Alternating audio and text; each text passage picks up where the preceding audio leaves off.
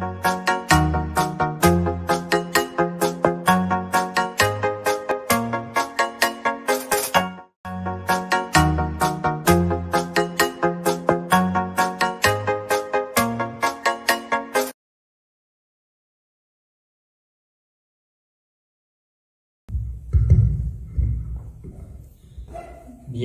bonsoir et bienvenue à toutes et à tous. Il me revient le plaisir et l'honneur de vous accueillir pour ce meeting de campagne régionale d'Europe Écologie.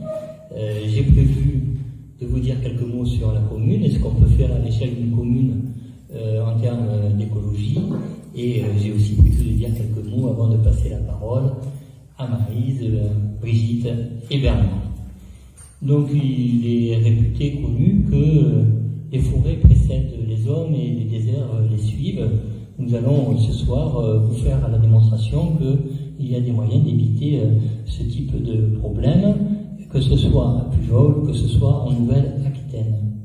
À Pujol, nous sommes investis sur cette mairie depuis un certain nombre d'années et je suis maire depuis 2014, réélu en 2020 dès le premier tour. Nous avons entrepris un certain nombre de décisions, d'actions qui ont contribué à changer la figure de Pujol, en s'inscrivant évidemment dans ce qu'avaient fait nos prédécesseurs, mais aussi en essayant de donner de nouvelles orientations et de nouveaux souffles, qu'il s'agisse de sujets comme le climat et l'énergie, qu'il s'agisse là encore de sujets comme la biodiversité et bien d'autres sujets encore. Par exemple, sur le climat et l'énergie, eh bien, sur le mandat précédent, nous avons eu la panne du chauffage de l'école. Nous avons choisi de le remplacer par une chaudière bois, favorisant ainsi la diminution des émissions de gaz à effet de serre. On dit moins 80-90% d'émissions quand on est sur ce type d'énergie, et puis favorisant aussi l'économie locale, celle du bois énergie. Nous avons bien sûr fait tous les travaux d'isolation et nous travaillons actuellement sur la mise en place de générateurs photovoltaïques. Nous avons travaillé sur l'éclairage public, qui est un poste très important, avec deux axes. Celui voté tout récemment d'éteindre la nuit. Ça commence à partir de ce 1er juillet. Et le deuxième, c'est de remplacer les 800 points lumineux de notre commune par du LED. Nous avons énormément d'exemples où chaque jour on peut faire des démonstrations, qu'on peut agir très concrètement. Sur la partie biodiversité, je m'arrêterai là pour le premier sujet. Et vous êtes ici dans l'espace du Palais qui a une vocation nature-loisir et nous avons progressivement installé plusieurs initiatives. La première, ça a été l'installation d'un rucher pédagogique. La deuxième, d'un verger conservatoire en partenariat avec le conservatoire régional. Et enfin, tout récemment, dans une dynamique de jardin partagé, dont certains jardiniers sont présents dans cette salle, eh bien, nous avons complété cette offre par un jardin partagé qui réunit chaque samedi au moins une quinzaine de personnes très motivées. Naturellement, sur la cantine de l'école, nous avons un groupe scolaire où il y a 5 classes maternelles et 8 classes d'élémentaire. Nous avons augmenté la part du bio, en partant de 10-15%, on est à 30% aujourd'hui, et on a l'objectif d'augmenter encore avec l'inscription dans le projet EcoSerre, qui non seulement se soucie, donc c'est un label, qui non seulement se soucie du bio, mais aussi du durable et du social dans ce label. Donc c'est notre nouvel enjeu pour ce mandat. L'écologie, ce n'est pas que du climat, de l'énergie, ce n'est pas que de la biodiversité ou de la protection des milieux, des animaux, c'est aussi le souci de la personne humaine. Et entre autres actions, nous avons travaillé via un appel à projet à l'installation d'une résidence intergénérationnelle qui verra le jour, qui est en construction, quasi fini, ou en tout cas très bien avancé, puisqu'il est prévu que les résidents puissent intégrer cette résidence intergénérationnelle à partir du mois de novembre de cette année 2001. L'idée, c'est aussi d'organiser cette résidence autour d'un thème, et le thème qui a été choisi, c'est celui du sport. L'écologie, ce n'est pas que l'environnement, le climat, l'énergie, la biodiversité, ce n'est pas que la solidarité, le social, c'est aussi la démocratie. Et donc nous avons cherché à travers ce mandat d'augmenter la part de démocratie directe ou en ouvrant quasiment toutes nos commissions aux non-élus, en prévoyant donner la parole au public en fin de conseil. La crise du Covid limite un peu les effets, et en intégrant les citoyens de Pujol et parfois des partenaires le plus en amont possible des projets et des décisions que nous aurons à prendre. Voilà quelques exemples concrets que nous avons mis en œuvre et que nous comptons encore mener à bout. Un point quand même pour vous rappeler que Pujol c'est en Lot-et-Garonne et que le Lot-et-Garonne c'est en Aquitaine. L'Aquitaine est une très belle région.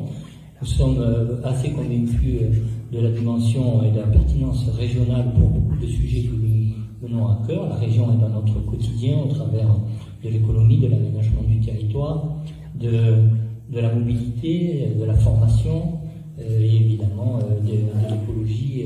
C'est un levier fondamental sur lequel nous avons intérêt à nous investir. Nous sommes convaincus qu'aujourd'hui, et avec cette liste, nous répondons aux trois objectifs. C'est celui d'avoir un projet ambitieux mais aussi réaliste et très concret. C'est Maryse qui le développera.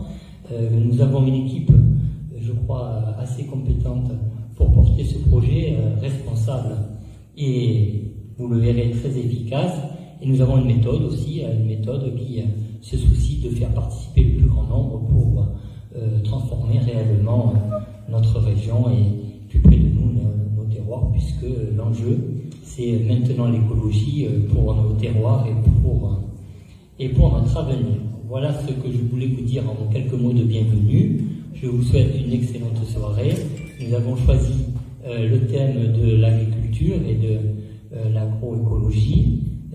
Pour votre information, pas plus tard que demain soir, il y aura aussi une animation très spéciale, puisqu'il y aura un marché gourmand organisé par la Chambre d'agriculture à Pujol, avec une soirée agriculturelle. La culture et l'agriculture, ça peut aussi se croiser, même si avec l'actuelle majorité de la Chambre d'agriculture, nous ne sommes pas toujours d'accord sur tout. On est au moins d'accord pour faire la fête dans nos campagnes.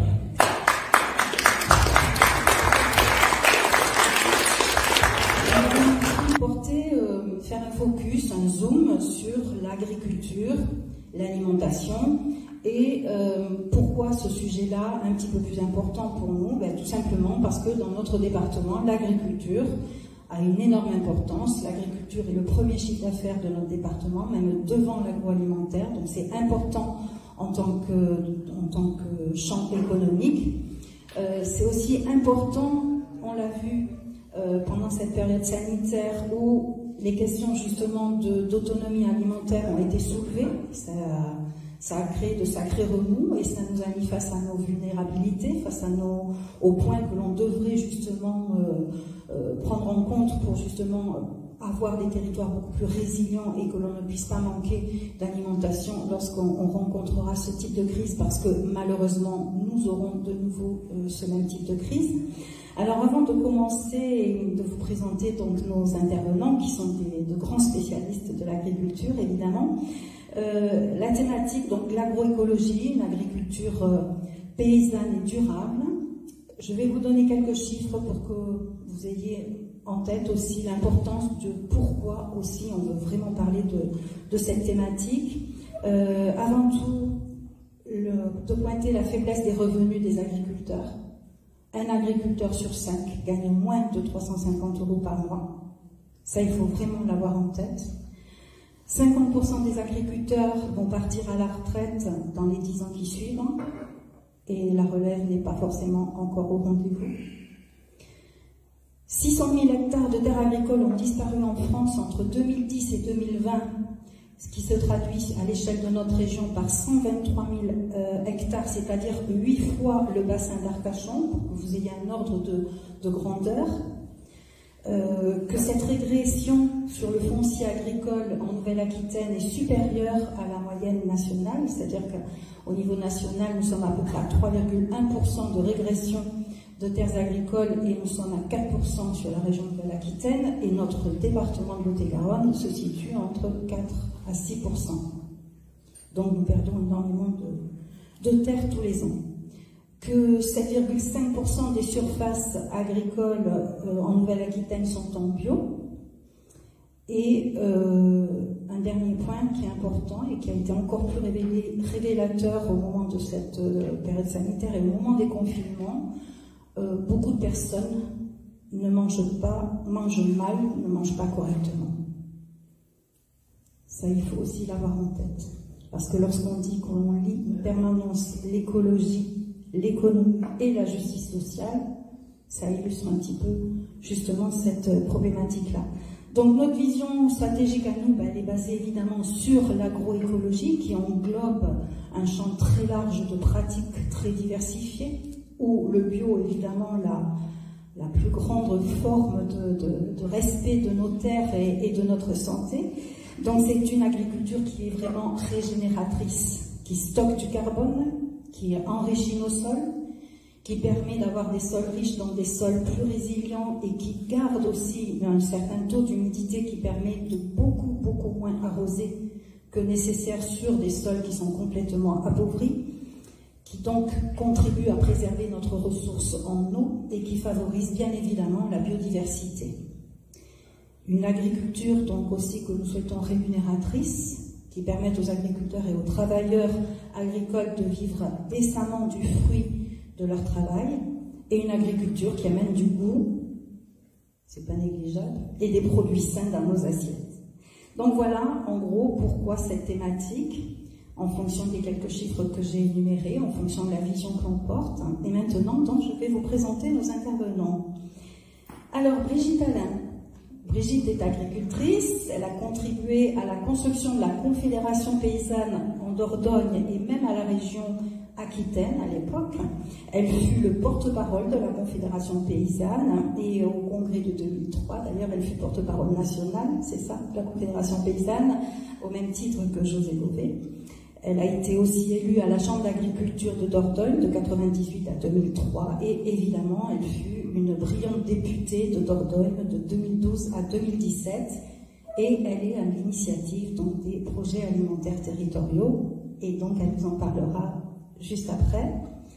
Et Bernard Perret. Alors Bernard Perret, paysan bio à la retraite, qui a contribué lui aussi à la création de la Confédération paysanne dans le Lot-et-Garonne. Et en Aquitaine, pardon. Ils ne se sont pas trop quittés en fait, voilà. Il fut également président du CIVAM Bio 47. En 2001, à l'initiative de Bernard Perret et de quelques amis proches, ils ont créé l'association d'action écologique et citoyenne au fil des Séounes. Et il a été président de cette association pendant les 9 premières années. Il a été évidemment conseiller régional d'Aquitaine de 2010 à 2015 et pendant cette période, il a été président de la commission agriculture, forêt, mer et montagne. Il a été aussi président du conservatoire végétal régional et aujourd'hui, il est président de Terre de Liens, Nouvelle-Aquitaine, et il nous parlera donc de la question du foncier et de l'installation. Et je me rends compte finalement que tu as été, à part président de la République, tu as été président. Je crois que c'est la seule chose qui va manquer à ton CV. Donc voilà nos interlocuteurs. Donc vous pouvez voir qu'ils connaissent le champ de l'agriculture, ce que ça représente et ce que ça a représenté aussi dans l'évolution dans le temps. C'est toujours intéressant d'avoir ce retour de personnes très expérimentées qui ont vécu justement ces évolutions-là. Et nous allons commencer donc par Brigitte. Brigitte qui va donc nous parler de, on appelle ça PAT, Projet alimentaire territoriaux, mais avant tout, pour commencer, Brigitte, qu'est-ce que c'est qu'un PAT? Alors, bonsoir d'abord. Alors, projet alimentaire territorial, c'est tout simplement l'idée qu'il y a le mot projet alimentaire territorial, que sur un territoire, on puisse porter un projet autour de l'alimentation. Alors pourquoi avoir porté ce projet, cette idée de projet alimentaire territorial dans la loi? Si je parle un peu plus loin. Ouais. Parce que sinon, peut-être que sans micro, ça ne serait pas plus loin. Bon. Ah, d'accord. Merci. Alors, tout simplement, tu il l'a dit, j'étais paysanne, viticultrice, syndicaliste depuis l'âge de 22 ans. Et le combat pour une autre politique agricole commune, on l'a mené avec un certain nombre d'entre vous ici depuis maintenant 40 ans. Alors, quand j'ai été députée, lorsqu'il y a eu la loi d'orientation pour l'agroécologie en 2014, j'ai fait le constat que dans cette loi, il y avait peu de choses concernant l'alimentation. Même si le titre de la loi, c'était « Loi pour l'agriculture, l'alimentation et la forêt ». Donc pour la première fois depuis 50 ans, on reliait alimentation et agriculture.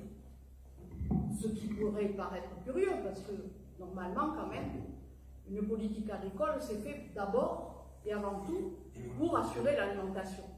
Donc, je me suis dit que c'était l'occasion, puisqu'il n'y avait rien dans ce texte sur l'alimentation, de parler justement de projet alimentaire territorial, de système alimentaire territorial. J'aurais préféré d'ailleurs qu'on inscrive dans la loi système alimentaire territorial, ce que je n'ai pas réussi, mais bon, voilà.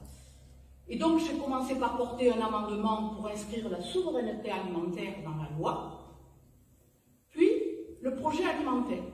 Le projet alimentaire, tout simplement, c'est sur un territoire réunir des citoyens, des élus, des agriculteurs, des acteurs de l'alimentation, définir ensemble comment assurer un certain niveau d'autonomie alimentaire, jusqu'à quel niveau on pense que c'est important d'assurer notre autonomie alimentaire et de manière diversifiée, c'est-à-dire globale, c'est systémique.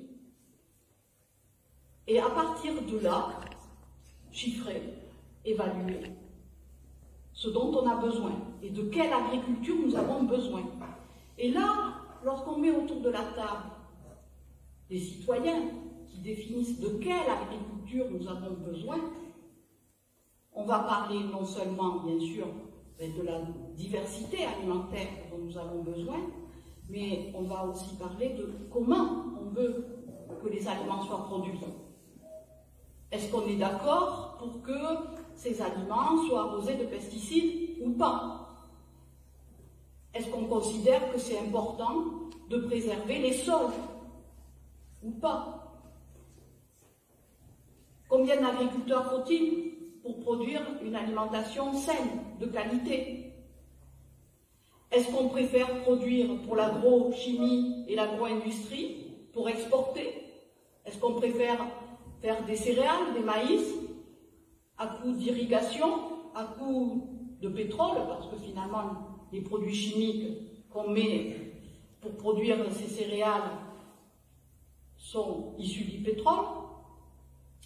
Est-ce qu'on est d'accord pour que ces produits aillent alimenter des poulets et des cochons, des fois à l'autre bout de la France, mais des fois à l'autre bout de la planète, pour que, une fois qu'ils sont produits, on les mette dans des frigos et dans des bateaux pour qu'ils aillent encore faire le tour de la planète, et que le jour où on a un souci, que ce soit, comme on l'a connu, une pandémie, mais ça peut être une guerre, ça peut être une catastrophe naturelle, d'ailleurs une pandémie en étude,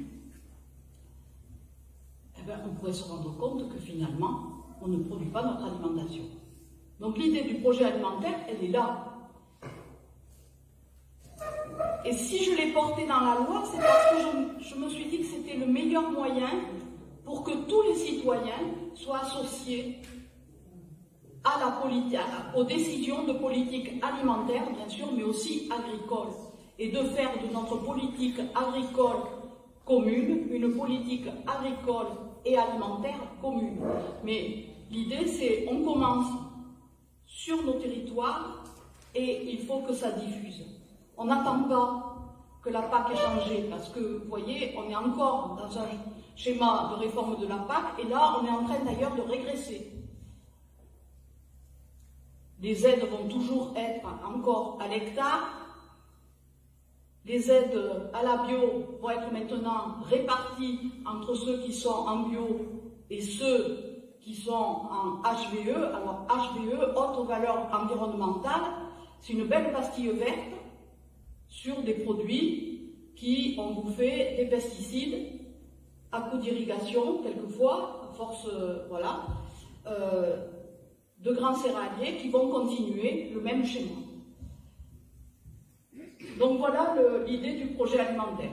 J'ai aussi une autre question, c'est en quoi un projet alimentaire territorial peut être un outil justement en matière d'autonomie et aussi de qualité alimentaire? Alors là, le projet alimentaire territorial, pour qu'il devienne un système alimentaire territorial, il faut d'abord une vraie volonté politique. Parce que le projet alimentaire territorial inscrit dans la loi, n'est pas obligatoire aujourd'hui, le faut-il, je ne sais pas. Mais en tous les cas, s'il est mal accompagné, ça peut créer le pire ou le meilleur. Mais sur un territoire donné, si un conseil alimentaire territorial est mis en place, donc avec la démocratie qui permet aux élus, aux citoyens, de définir ensemble de ce projet alimentaire, de ce système, et de qu'est-ce qu'on veut produire, comment on veut produire, j'ai un peu de mal à imaginer qu'une salle comme ça ce soir, on peut doubler le nombre, on peut le tripler, peu importe, enfin en tous les cas, si on demande aux personnes qu'est-ce que vous voulez dans votre assiette,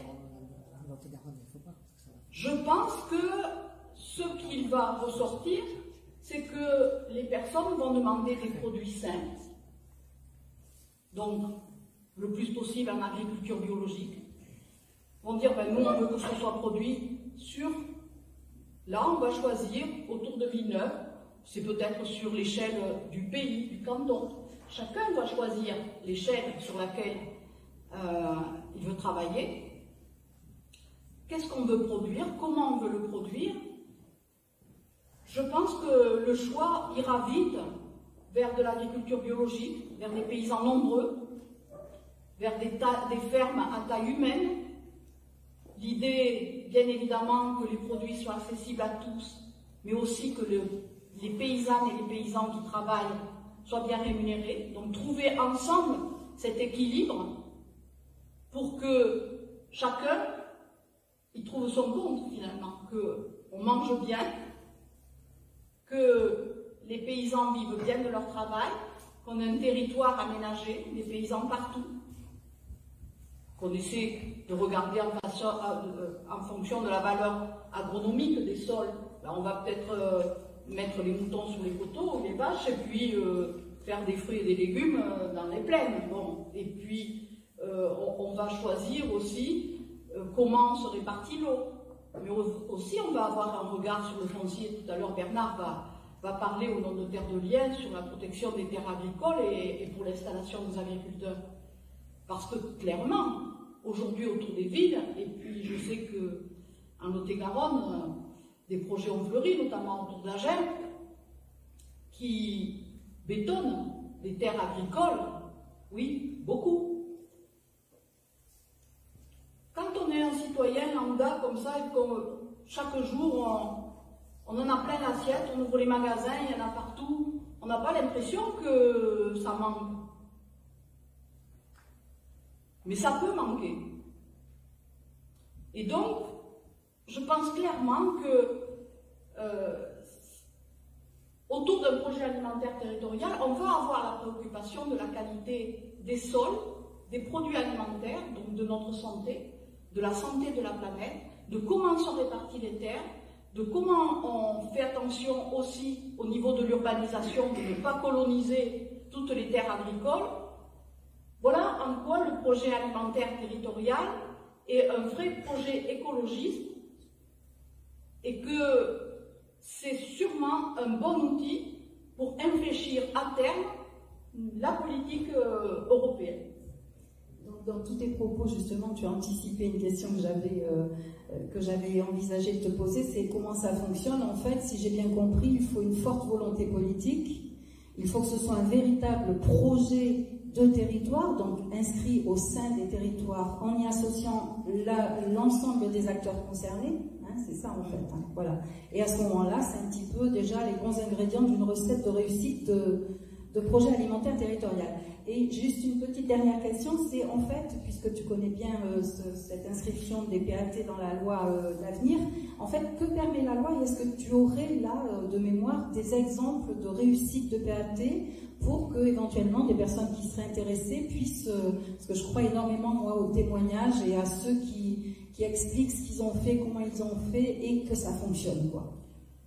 Alors des réussites de projets alimentaires territoriaux, je me suis appuyée dessus d'ailleurs dans la loi, c'est-à-dire qu'il y avait déjà, certaines n'ont pas attendu la loi.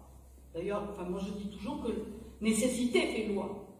Si on porte une loi comme ça hors sol, il n'y a aucune chance pour qu'elle soit adoptée.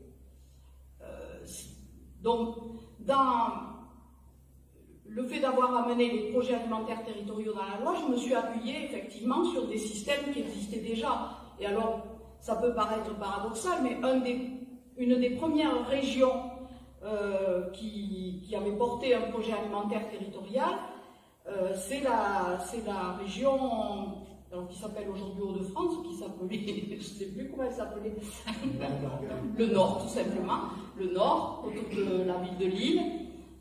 C'était d'ailleurs M. Robillard, qui était conseiller régional, qui avait porté ce projet et qui a essayé, enfin, quand il l'a porté, s'est fait moquer de lui. Quand il a voulu convaincre la maire de Lille, au début, ça a beaucoup ricané en disant ben, on va manger beaucoup de sucre de betterave et éventuellement des patates. Et non, il a expliqué que ben, il n'inventait pas l'eau chaude. Hein. Il y a un peu plus de 50 ans de ça, autour de chaque ville, y compris à Lille, il y avait des jardins, tout simplement, où on produisait l'alimentation pour les urbains. Et que même à Lille, on peut peut-être pas tout produire, mais on peut produire beaucoup de choses, diversifiées. Je suis allée dans la région de Rennes. Voilà, donc je me suis appuyée sur des choses existantes où effectivement chacun a construit différemment. Quand on est dans des zones beaucoup plus urbaines, on va aussi introduire des jardins dans la ville. L'idée est de créer du lien entre les producteurs et les consommateurs. Plus on s'éloigne évidemment du centre-ville et plus c'est compliqué, mais c'est aussi créer du lien entre urbains et ruraux. Ça a du sens. Que les urbains, à un moment donné, se disent qu'ils ont besoin des ruraux. C'est pas si mal.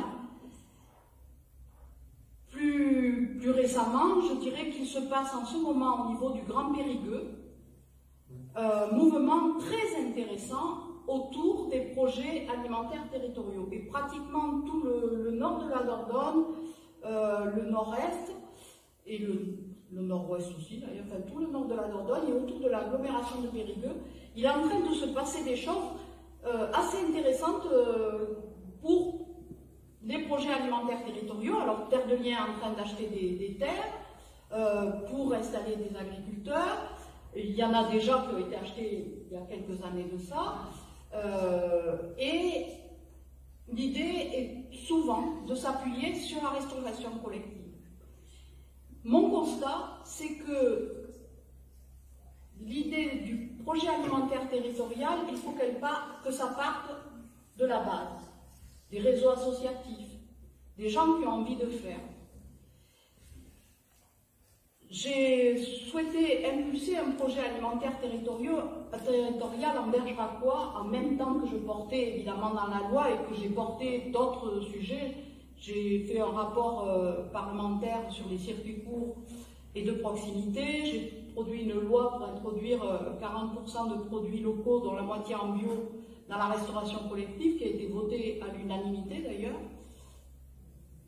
Il a fallu fallu un peu bosser pour ça, mais en tous les cas, elle a été votée à l'unanimité, rejetée par le Sénat, puisqu'on arrivait au moment des futures élections, et donc là, on n'était plus dans le vrai travail législatif, on était rentré dans une période plus de campagne, quoi. Voilà. Mais en Bergeracois, j'ai réussi à impulser cela. Je crois qu'on a fait un travail très intéressant avec une grosse participation des gens, tant que ça a été porté par le Pays Grand Bergeracois, qui pour diverses raisons a été dissous. Ça a été repris aujourd'hui par un conseil de développement de la communauté d'Aglo et des autres communautés de communes autour, avec vraisemblablement un peu moins de conviction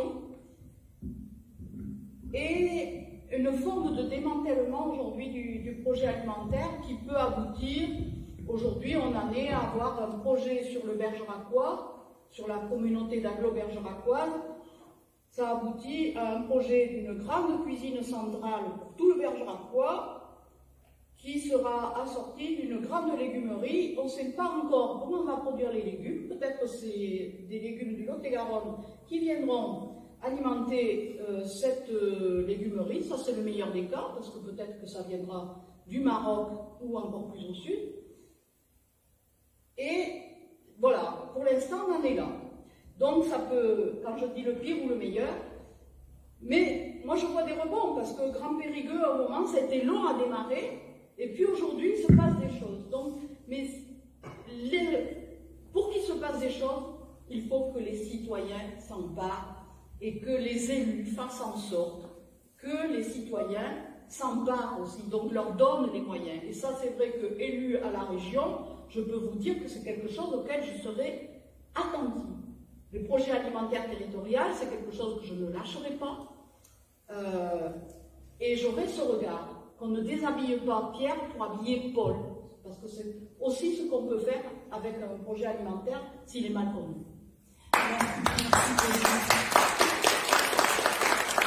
Merci beaucoup. Effectivement, je ne vais pas préciser, mais Brigitte est candidate sur nos listes du département de Dordogne. Voilà. Donc, comme tu l'as justement dit tout à l'heure, les projets alimentaires territoriaux sont étroitement liés évidemment au foncier, aux terres agricoles. Et donc, Bernard, je vais maintenant te poser une petite batterie de questions et, comme pour Brigitte, en fait, d'exposer déjà qu'est-ce que c'est que territorial. Bon, je vais vous le dire, mais avant, je voudrais avoir quelques considérations plus générales. Si vous lisez la presse, si vous écoutez les médias, depuis quelque temps, est-ce l'effet Covid, on parle beaucoup de jeunes qui s'installent, qui veulent venir à l'agriculture, certaines revenir. Voilà, donc il semble qu'il y ait un intérêt, une embellie par rapport à l'intérêt du métier d'agriculteur pour un certain nombre de personnes qui ont déjà d'ailleurs fait une carrière dans d'autres secteurs. Et donc, voilà, ben, écoutez, pour un ancien paysan comme moi, sachant que le métier de paysan était sans conteste très sous-considéré, aujourd'hui, il est en passe de devenir un métier stratégique essentiel.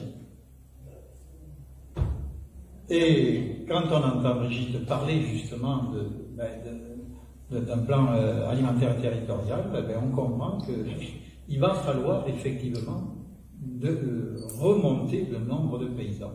Alors, est-ce que ce mouvement dont je parle, que vous pouvez constater dans la presse, sera suffisant? Bon, de toute façon, on est loin du compte. Tu as cité des chiffres, on est 400 000 à peu près paysans aujourd'hui en France. Dans 10 ans, il n'y en aura plus que 200 000, vraisemblablement. Donc, depuis les années 60, le nombre de paysans n'a pas arrêté de diminuer. Et on n'a pas, malgré une réelle prise de conscience, il y a un certain consensus pour reconnaître ce fait et pour dire il faut arrêter d'éliminer des paysans. Mais malgré la batterie de mesures qui a pu être mise en place pour aider l'installation, on n'inverse pas, loin de là, le mouvement de régression. Alors, comment s'en sortir? Comment arriver justement à engager des actions qui soient de nature à inverser ce mouvement? Il y a l'action citoyenne, et Terre de Liens s'inscrit dans ce mouvement. Ce n'est pas la seule organisation qui travaille en tant qu'action citoyenne, qui travaille justement à l'installation, à la mobilisation autour de cette question, mais c'est quand même l'organisation aujourd'hui en France la plus connue et celle qui, disons, a des résultats les plus significatifs. D'ailleurs, bon, Terre de Liens, c'est une collecte d'épargne ou de dons, puisque nous avons la structure pour accueillir des placements et la structure, la fondation, les placements, c'est la foncière, c'est une société, un commandite de part, mais enfin je ne rentre pas dans les détails techniques, et les dons, c'est une fondation. Donc on collecte des fonds, et avec ces fonds, eh bien, grâce à l'action des associations territoriales, et donc de la mobilisation des bénévoles qui se collent au boulot, là, eh bien, on instruit des dossiers d'acquisition de fermes et on y installe, le plus souvent ce sont des jeunes, mais pas seulement. Et ce que l'on peut noter, c'est que dans ce que Terre de Liens installe, mais de façon plus large, il y a de plus en plus de femmes qui se présentent pour être installées et qui s'installent effectivement. Et de ce point de vue-là, d'ailleurs, je vais citer une statistique. En 1982, près de 60% des hommes agriculteurs avaient une conjointe agricultrice. Ils ne sont plus aujourd'hui que de 19%. Donc, ce phénomène que l'on voit aujourd'hui est à noter, et quand même intéressant. Alors, Terre de Liens, donc, avec l'argent collecté, installe, mais il mène également d'autres combats. Plus sur le plan du plaidoyer, je dirais. D'abord, sur la question de la façon de considérer la Terre. On se bat pour que la prise de conscience autour de la Terre soit de reconnaître que c'est un bien commun. Et nous, à Terre de Liens, c'est pour ça que l'on achète et que l'on ne revend pas. C'est-à-dire qu'on installe des jeunes, on leur fait un bail qui peut durer toute leur carrière, qui peut même être transmis à leurs enfants, mais nous ne revendrons jamais, enfin, c'est difficile de dire jamais, mais enfin, disons que on achète sur du très long terme au moins. Pourquoi? Parce que nous considérons que le foncier, la terre, c'est un bien commun, au même titre que l'eau ou l'air, et qu'il n'est pas normal, compte tenu justement que c'est le moyen d'assurer notre sécurité alimentaire. On parle beaucoup de sécurité dans ces élections. Eh bien, moi j'estime que la première sécurité, c'est la sécurité alimentaire.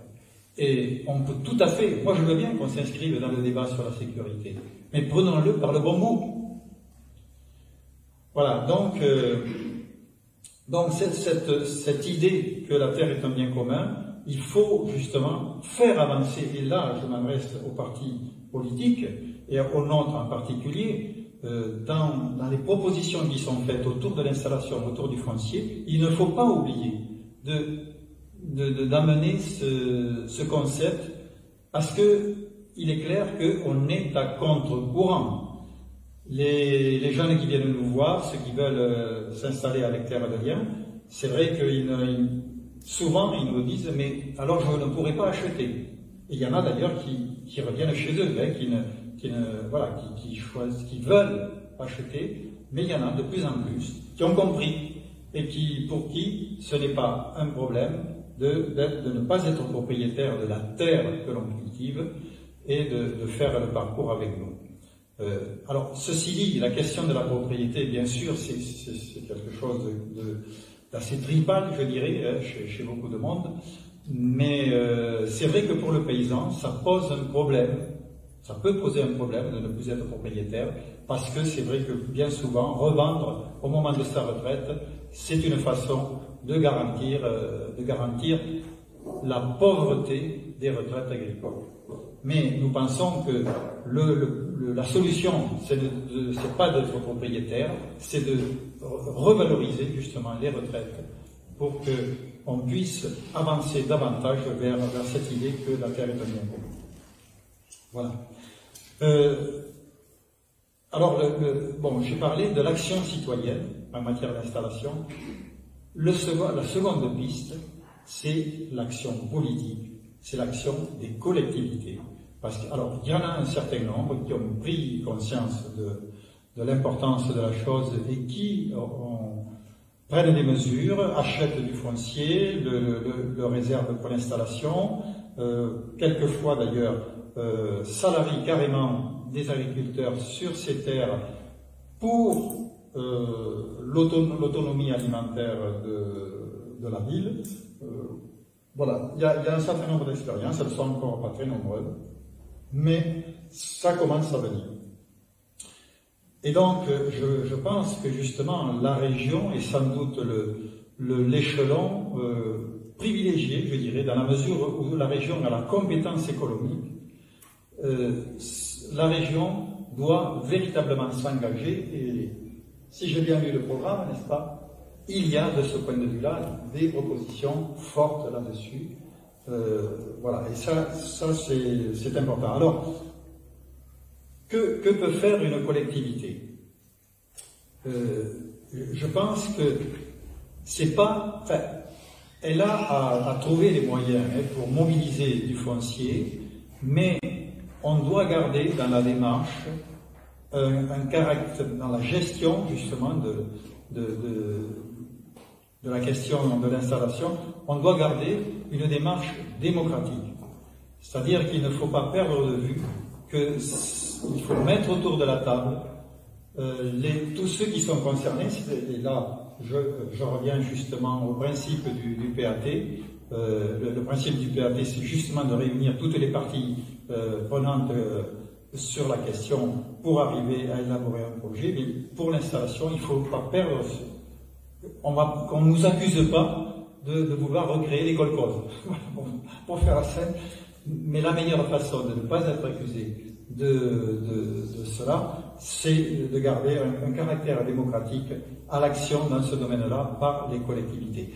Alors, il existe pour l'urbanisation ce qu'on appelle des EPFL, des établissements publics fonciers locaux. Pourquoi ne pas avoir des établissements publics fonciers locaux agricoles? Alors, je sais que dans le programme... Et alimentaire. Et alimentaire. Oui, oui. L'indication d'ailleurs. Il faut être vigilant parce qu'on dit voilà, pourquoi ne pas créer des établissements publics qui font un peu ce que fait Terre de Liens. Nous, à Terre de Liens, on ne considère pas du tout avoir le monopole de la question de l'installation et de la remontée de la population agricole. Donc, oui. Oui, mais alors, vas-y. Ça m'évitera de m'égarer dans les... Oui, ça fonctionne, là. Alors, donc oui, j'avais des questions puisque tu as fait un lien très juste sur le fonctionnement nécessaire qu'on retrouve dans les projets alimentaires territoriaux et dans la création de structures comme Terre de Liens sur l'aspect très démocratique, c'est-à-dire d'y vraiment intégrer le maximum de personnes concernées afin de prendre des décisions sur leur territoire. Maintenant, est-ce que j'aurais aimé savoir de façon un petit peu plus large si tu pouvais évoquer deux choses. D'abord, le statut de paysan dans le cadre de Terre de Liens, et la seconde chose, quels enjeux sur le changement de pratiques agricoles aussi, parce qu'on ne peut pas parler d'agriculture sans parler de pratiques agricoles. Bien sûr. Alors, si je réponds mal aux questions, il y a des gens dans la salle là, qui connaissent bien Terre de Liens, n'est-ce pas, qui sont des bénévoles, qui voudront bien me reprendre ou me compléter, si je dis des bêtises. Statut paysan, oui. Alors, le statut, disons, le plus courant à Terre de Liens, c'est le statut de fermier. C'est-à-dire qu'on fait un bail tout à fait légal, je dirais. Et donc, on fait un bail avec cette particularité, un bail rural environnemental. Ça fait partie maintenant des outils officiels reconnus par le Code rural, ce qui nous permet de poser l'obligation pour le fermier de pratiquer l'agriculture biologique. Voilà, et l'agriculture biologique certifiée. Puisque, c'est vrai que je n'en ai pas parlé jusqu'à maintenant, notre projet agricole, c'est pas seulement d'installer, c'est aussi d'installer en bio, parce que la question de l'abandon des pesticides, la question de la biodiversité, tout ce qui relève, on va dire, de l'agroécologie et d'une agriculture bio et paysanne font partie de nos fondamentaux vis-à-vis des projets des jeunes qui veulent être installés par Terre de Liens.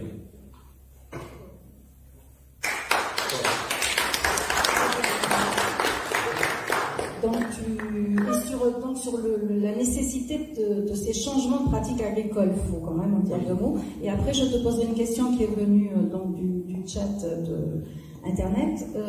Il faut savoir que dès que nos intervenants auront fini, vous pourrez évidemment poser toutes les questions que vous souhaitez dans la salle. Et ils seront donc tout à fait honorés d'y répondre. Et après, nous nous connecterons pour que aussi Nicolas, une fois que vous aurez fini vos questions, puisse parler de notre projet sur le champ de l'agriculture pour cette mandature régionale qui nous attend. Donc, je te pose la question.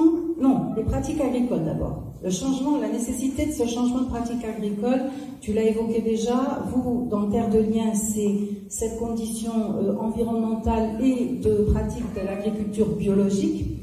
Mais comme je disais tout à l'heure aussi, un peu plus largement, d'expliquer pourquoi justement nous avons besoin de changer toutes ces pratiques agricoles. Alors, tout à fait. J'ajoute un mot quand même sur la question du statut de l'agriculteur sur nos fermes. C'est vrai que c'est le statut voilà, du fermage, certes du bail environnemental, mais voilà, c'est le statut de paysan, on va dire, assez classique. Mais justement, parce qu'on constate que le métier de paysan, on sait bien de quoi on parle, tout seul sur une ferme, c'est pas toujours évident, c'est très difficile. Parce qu'on constate aussi que sur certaines fermes à Terre de Liens, il y a eu des installations collectives qui arrivent à fonctionner très bien. Donc ça nous interroge sur le statut justement de l'agriculteur sur une ferme. Et donc ça fait partie de nos réflexions pour, pourquoi pas, faire évoluer un petit peu le statut du métier de paysan à travers peut-être des statuts de société, de statuts de salariés sur la ferme, voilà, qui pourraient faciliter aussi le renouvellement, etc. Voilà. Alors, sur la question des pratiques agricoles, bon, je pense que quand je dis sur nos fermes, c'est l'agriculture bio paysanne, avec un souci de préserver non seulement la qualité de l'alimentation, mais la qualité de l'environnement et la force de la biodiversité. Oui. Oui, tout à fait. Circuit court, évidemment, aussi. D'ailleurs, je pense que, je ne sais pas si vous avez des statistiques sur le pourcentage de circuits courts dans les fermiers de Terre de Liens, je pense qu'on ne doit pas être loin de 90%.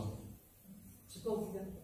C'est pas obligatoire, non, non, ça c'est un choix. Autant la pratique de l'agriculture biologique, elle, est une condition incontournable, autant la question des circuits courts n'est pas obligatoire. Voilà. Mais je dirais quand même que circuit court, ça veut bien dire ce que ça veut dire. Moi, j'utilise aussi souvent le terme d'agriculture de proximité. Parce que c'est vrai qu'on n'alimentera pas toute la population avec du circuit court, très court.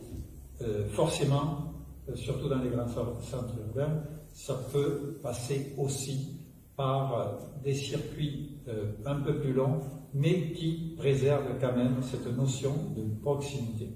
Alors à préciser, à définir selon les PAT mis en place, mais voilà. Très bien, merci beaucoup, c'est impeccable, on est dans le timing parfait.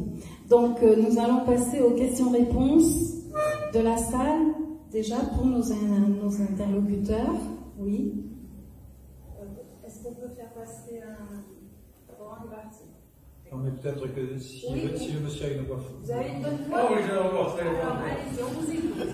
Voilà, alors je vais sur le statut de Terre de Liens. Bon, je sais que bon, ce système-là, je connais, j'ai entendu parler. Par contre, ce que je trouve bizarre, c'est que Terre de Liens, à l'époque où M.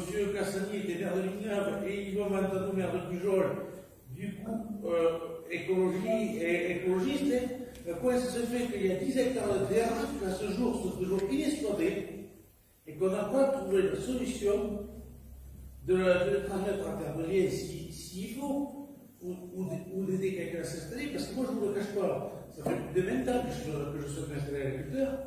Quand j'ai voulu trouver de la terre, c'était la manière. J'ai eu de la chance d'avoir mon père qui m'a acheté. Bon, dernièrement, j'ai eu de la chance d'avoir sa affaire qui m'a dit bon, c'est bien pour trouver une terre, il faut que tu sois installé. Bon, j'ai la chance d'être poussé. Bon, j'ai des maires qui m'ont dit si on trouve quelque chose en tête, bon. Il y a des maires, des fois, qui sont agriculteurs, ils l'ont gardé pour eux. Et bon, c'est vrai que le problème d'installation, aujourd'hui, il est là. Maintenant, quand j'entends bio, j'estime une chose. On peut dire que l'agriculture, agro-business, il faut arrêter. Les grosses boîtes comme Dossi, Conserve France, tout ça, il faut dire stop. Parce que si elle a la pour ça, c'est uniquement pour ça. Non, maintenant, il faut revenir avec une volonté politique d'encourager les jeunes à exploiter sur les fermes d'une trentaine d'hectares en faisant de la polyculture comme on ferait. On peut, avec certaines choses, il y a le fumier, il y a d'autres intrants à trouver que les engrais chimiques.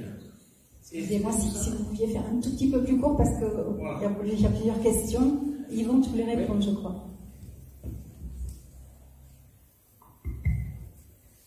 Oui, donc je suis très heureux du sujet plan alimentaire territorial et je suis très heureux de l'intervention de Sylvain. Donc ça fait pas moins de 2 mandats en volonté politique pour essayer de créer un projet alimentaire territorial à l'échelle de l'intercommunalité. Et nous sommes naturellement allés voir aussi le modèle du grand PNGE qui nous a beaucoup inspiré. Et la force de la politique, c'est la démocratie, ce que disait Bernard. La difficulté de la démocratie, c'est qu'il faut une majorité.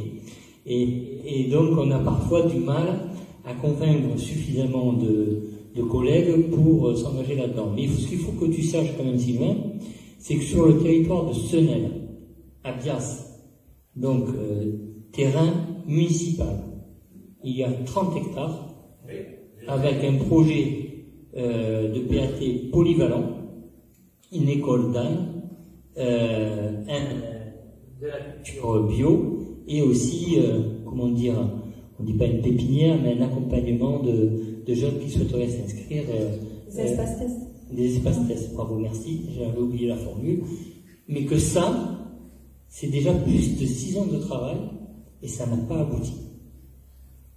C'est la difficulté aussi de la démarche parfois, c'est d'obtenir suffisamment de personnes convaincues pour avancer dans un projet complexe. Mais en tout cas, sache que, pour ce qui me concerne, c'est une conviction que l'intercommunalité, c'est d'ailleurs souvent le modèle, hein, l'intercommunalité, c'est un bassin de vie, il y a une logique, souvent on porte aussi des plans locaux d'urbanisme intercommunaux qui peuvent aussi promouvoir et défendre les terres agricoles et naturelles. Et donc c'est un vrai sujet et je sais que c'est pas facile non plus. Est-ce que oui? Peut-être rajouter que la question posée notamment par rapport aux biens, ce qu'on peut appeler aux biens sans maître ou des friches, c'est entre autres par exemple quand on dit il y a 10 hectares là qui sont clairement ça relève d'une loi foncière nécessaire. Pendant la mandature où j'étais députée, j'avais espéré que lors de la loi agricole on irait plus loin et qu'elle serait suivie d'une loi foncière. Ça n'a pas été le cas. Elle avait été annoncée par le président actuel avec sa majorité. Je crois qu'il n'y aura pas de loi foncière. Et à un moment donné, une loi foncière, elle peut, comme tout, aller vers une amélioration ou pire. Donc, moi, mon vœu, bien sûr, est qu'un jour, on soit capable de porter une loi foncière qui fasse que l'agriculture, la terre, soit reconnue comme un bien commun. Mais il y a du travail, hein, parce que Bernard l'a dit, la propriété est quelque chose qui a été acquis avec la Révolution. C'est notre histoire. Et je peux vous dire que quand on touche un tout petit bout de la propriété dans la loi, et ben là, il y a du boulot pour convaincre. Il y a un paradoxe par rapport...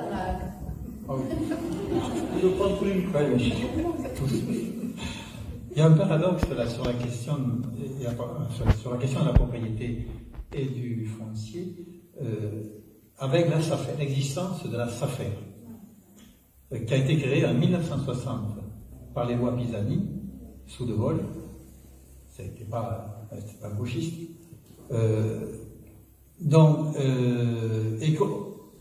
La loi a donné à la SAFER des outils, des prérogatives qui vont à l'encontre du droit de propriété. La SAFER peut se substituer dans une vente à celui qui prévoyait d'acheter. La SAFER peut remettre en cause le prix de vente d'une propriété si elle estime qu'il est trop élevé. Enfin, bon, je ne rentre pas dans... Il y a comme ça un certain nombre d'outils qui sont donnés à la SAFER qui remettent en cause. C'est ce qui fait d'ailleurs qu'elle est souvent très critiquée, mais il faut reconnaître que c'est un outil que nous sommes le seul pays au monde à avoir et qui permet malgré tout de modérer le prix de la terre, même s'il est déjà bien. Oui, je faisais l'observation en regardant le bilan que vous avez fait de la mandature actuelle des domaines de compétences des élus écologistes et je regrette que personne n'ait porté les langues régionales. Or, il y avait une association entre RPS et Europe Écologie Les Verts et je vois que personne d'Europe Écologie Les Verts n'a porté ces domaines-là. Or, c'est très dommage parce que c'est à l'échelon de la région que justement les langues peuvent être défendues. Sachant que vous avez suivi les démêlés de la loi Paul Molac, qui fait que malgré le vote des sénateurs et des députés avec un vote majoritaire, une entourloupe s'est passée au Conseil constitutionnel porté par 60 députés de la Reine, dans un contexte très particulier, qui fait que la loi est mise à mal. Et je ferai l'analogie entre l'écologie et la langue régionale, c'est-à-dire qu'on avance d'un pas, au niveau de la langue régionale, on y recule de 10. Et actuellement, ce qu'on vit sur l'écologie, c'est ce qu'on vit actuellement. C'est-à-dire que la PAC, je suis un petit peu le dossier, on voit qu'effectivement sur les primes PAC qui reculent et qui regressent, ça veut dire qu'effectivement on fait un pas en avant, on en fait 10 en arrière. Donc effectivement, je regrette qu'effectivement ce dossier des langues régionales n'ait pas fait l'action peut-être d'un élu occitaniste dans la liste actuelle.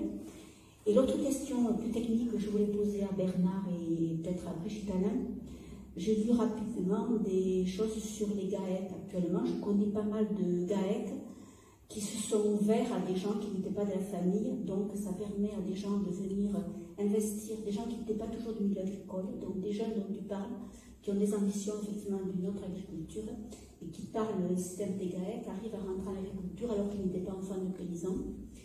Et j'ai vu que, alors c'est peut-être j'ai pas très bien compris l'explication, j'ai vu que du coup les ventes de propriétés par ces systèmes de GAEC avec des parts sociales qui repartent dans le commun échappent un petit peu au niveau des affaires et qu'effectivement du coup il y a une grande partie des propriétés agricoles qui ne passent plus par les affaires.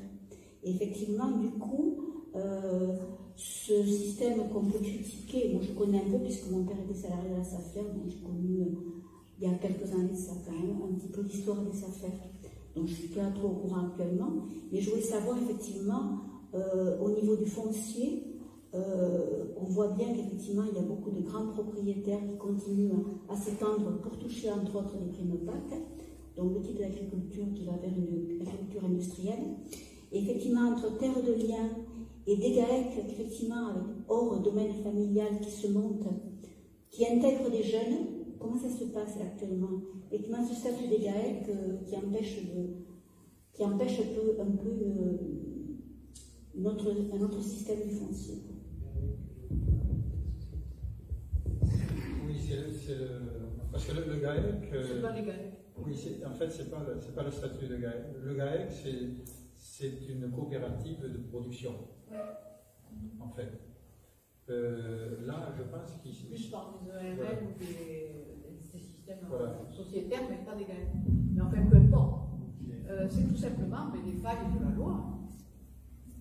Quand je dis que la nécessité d'une loi foncière agricole, c'est tout simplement parce qu'aujourd'hui, la loi permet, avec ces systèmes sociétaires, de passer à côté des contrôles des affaires, entre autres, tout simplement.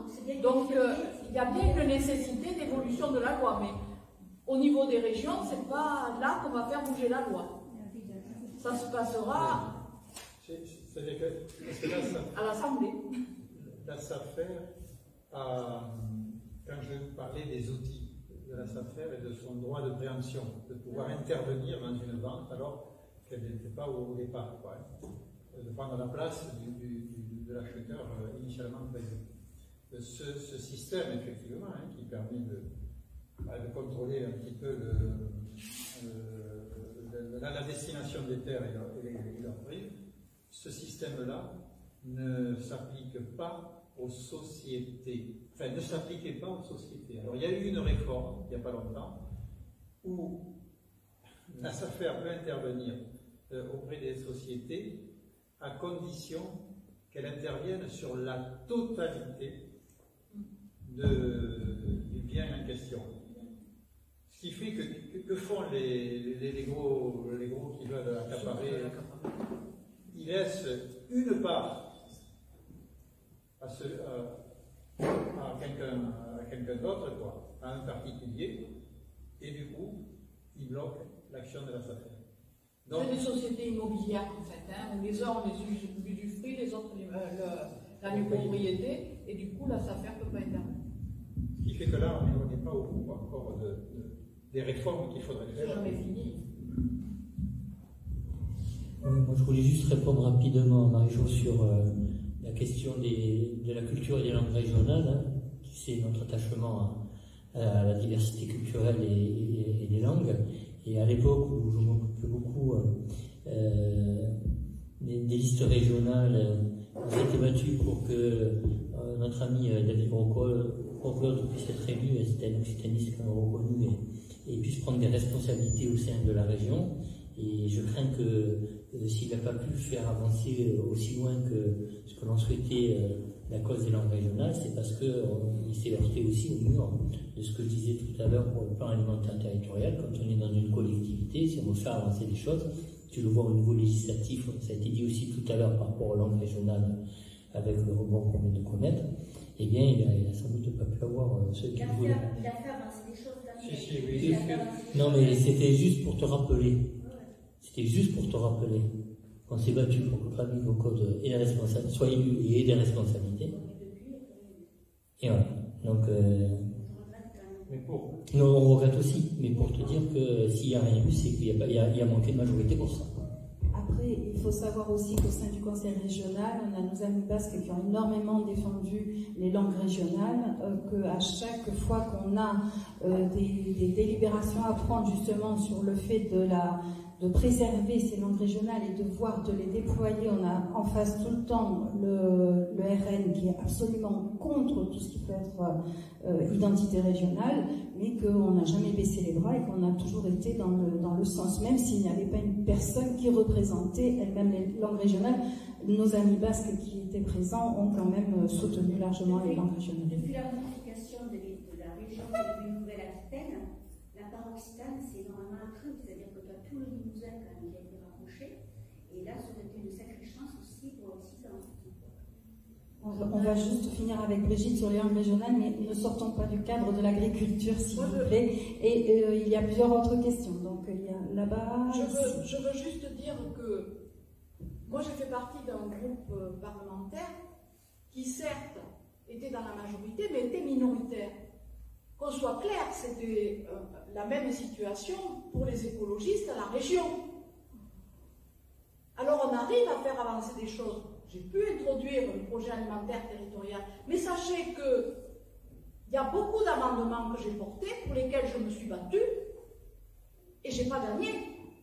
Parce que pour gagner, il faut être majoritaire, tout simplement. Donc là, on est dans une réunion politique, juste avant des élections, c'est dans 8 jours. Donc, il faut qu'on fasse le boulot pour être majoritaire, ni plus, ni moins.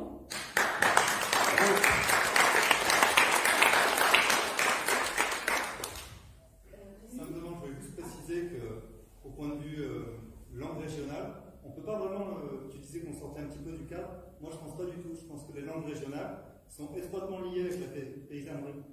Moins on a eu de paysans, moins on a eu de langues, de culture régionale. Donc c'est pas quelque chose qui est vraiment dissociable, je pense. Les derniers locuteurs qu'on a, occitanistes, les vrais, on va dire, ce sont des paysans. Simplement, je voulais juste apporter cette petite précision. Il y a beaucoup d'artisans aussi qui sont très attachés à la langue régionale. Il y avait une question. Oui. Il n'y a pas de nouveau. Allez, parlez fort. Parlez fort, parlez fort.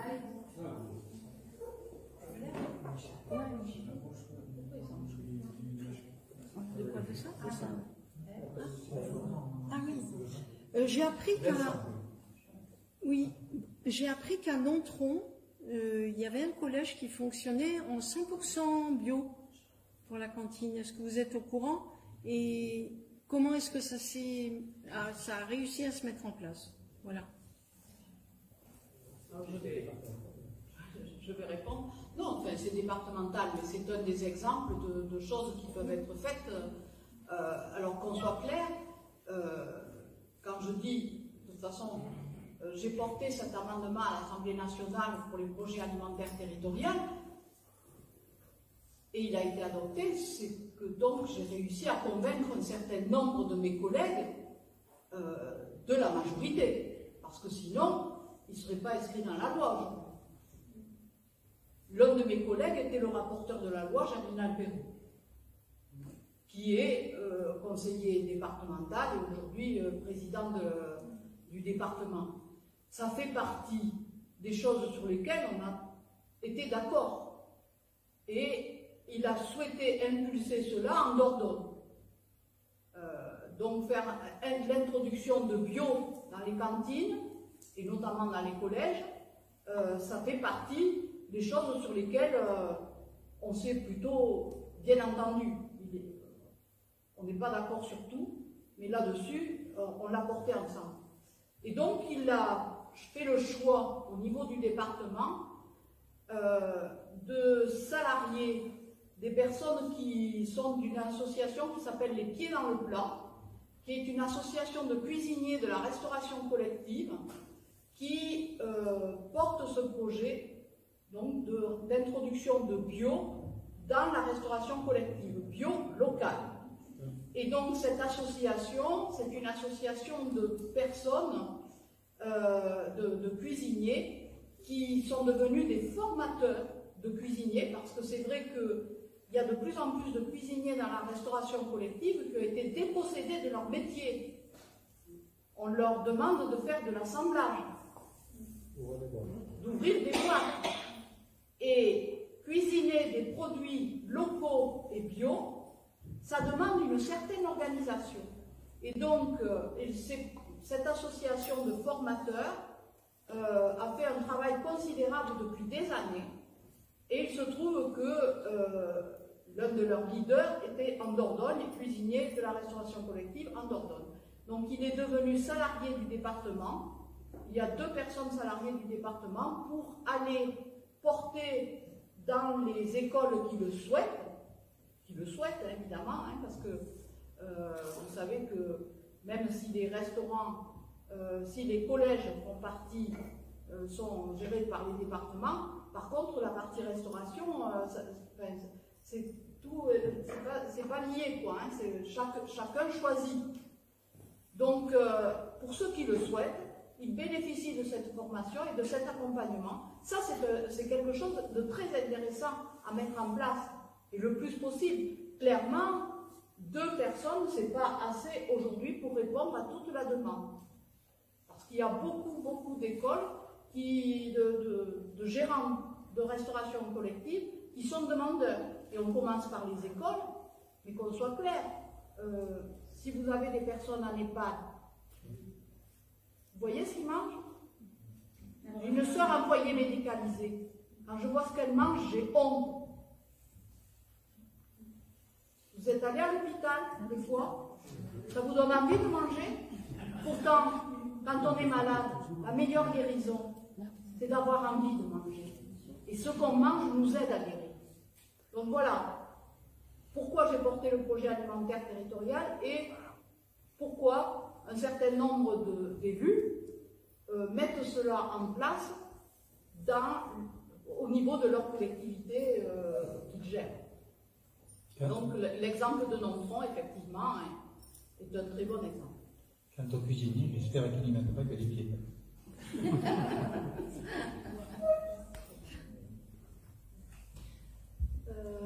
Oui, il y avait une autre question, peut-être Vincent, oui.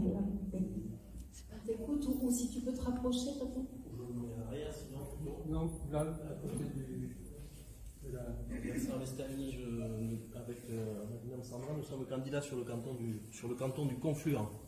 Oui, alors je précise, parce que tout le monde n'a peut-être pas entendu, surtout les auditeurs sur Internet, Vincent Lestani et Sandra Wakel sont nos 2 porte-fleurons, j'allais dire, purement ELV sur le canton de Praissas et... Le canton du Confluent. Pardon, voilà. Donc la question agricole est... Nous soutenons fortement, bien évidemment. Et on peut ajouter quand même dans la présentation de Vincent qu'il était encore il n'y a pas longtemps, il n'en est plus, mais tu as été donc directeur de la plateforme CAPSO, oui. qui est un maillon important de la chaîne alimentaire bio. Tout à fait. Et aussi, j'ai œuvré pour Manger Bio Sud-Ouest, qui développe une partie de restauration collective. Et je suis moi-même très questionné par la question agricole, puisque je fais aujourd'hui, à 46 ans, un retour à la terre, et que je redeviens jeune agriculteur. Donc je souhaitais revenir à la question agricole. Je trouve intéressant, j'ai relevé que nous sommes passés d'un qualificatif de paysan qui était une insulte dans les écoles, à aujourd'hui un qualificatif qui relève presque du romantisme, puisque une partie de la jeunesse est attirée par ce métier. C'est une excellente nouvelle, mais ce n'est pas sans poser la question du revenu et du maintien de tous ces jeunes, ou moins jeunes d'ailleurs comme moi. Si on constate aujourd'hui que le revenu agricole n'est pas suffisant, c'est probablement aussi lié au pouvoir d'achat qui est consacré par les ménages. Et donc, moi, je souhaite poser 2 questions. C'est comment nous allons relever le défi de l'intégration et la stabilité de cette nouvelle vague d'agriculteurs. Et la deuxième, c'est comment nous allons faire en sorte que le pouvoir d'achat se consacre au niveau alimentaire sur quelque chose d'important pour les ménages. On sait qu'une partie des ménages ne peuvent pas consacrer plus de 150 € par mois aujourd'hui à l'alimentation, et l'agriculture biologique ne peut pas se préoccuper uniquement des ménages qui peuvent se le permettre. Il est important aussi de généraliser la consommation, une consommation de qualité. Donc il y a deux questions en une, c'est comment on maintient tous ces jeunes et comment on relève ce défi, et moins jeunes comme moi d'ailleurs, et ensuite comment on fait en sorte que l'alimentaire devienne une priorité dans le budget des Français.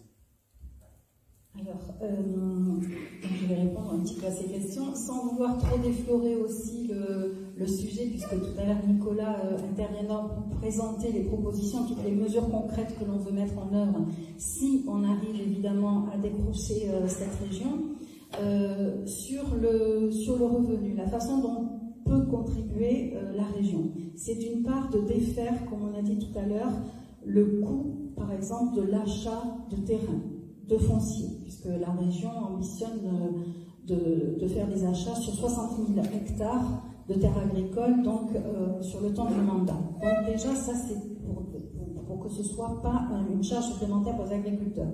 Et pour aller plus loin aussi, mais là je ne peux parler que sur le champ de nos compétences que sont les lycées, nous allons, dans le cadre des achats publics, prendre nos responsabilités et faire en sorte que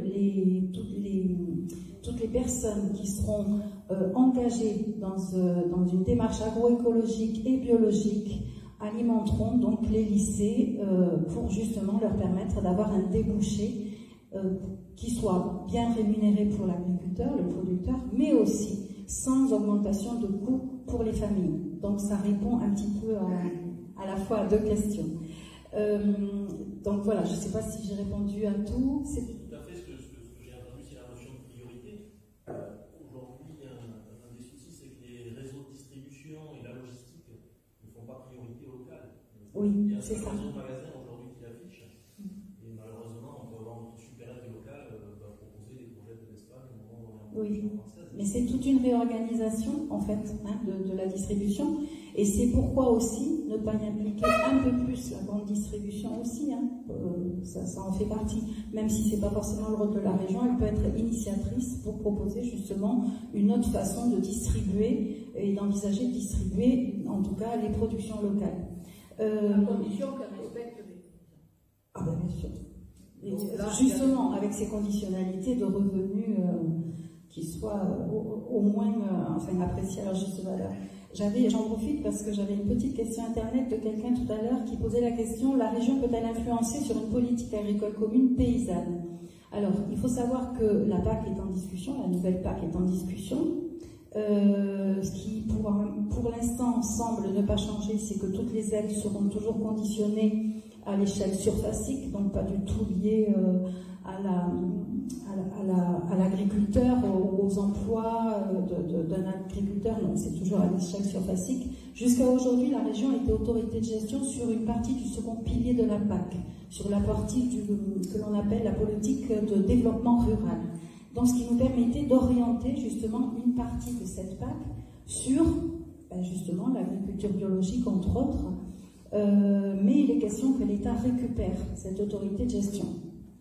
Et là, on craint énormément, ce qu'a évoqué tout à l'heure Brigitte, justement, c'est cette compétition entre le bio, les aides au bio et la HVE, la haute valeur environnementale, qui n'a rien de biologique, il faut le savoir, c'est de la fumisterie, la HVE. On utilise des engrais et des pesticides de synthèse, voilà, et on est HVE.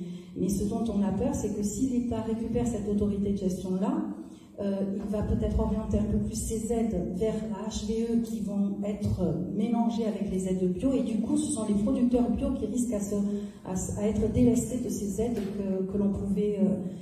dont ils pouvaient bénéficier aujourd'hui. Après aussi, et merci Brigitte d'avoir piqué un petit peu ce petit coup de gueule en disant évidemment si on était à la région ça serait autrement. Alors, je vous donne juste un petit exemple, parce qu'on avait, je rappelle quand même qu'à la dernière élection régionale, notre score était de 5,6%. Nous n'étions que la représentation de 10% de l'ensemble des élus d'une assemblée. Donc vous voyez comme c'est peu. Mais malgré ça, on a quand même fait, je pense, un travail très important.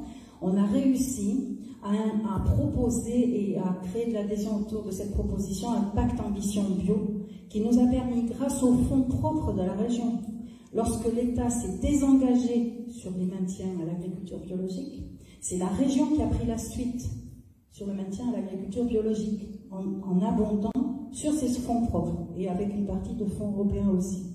Donc c'est pour vous dire que lorsque les écologistes sont dans les institutions, lorsqu'ils sont élus, ils ont la capacité de faire bouger les choses.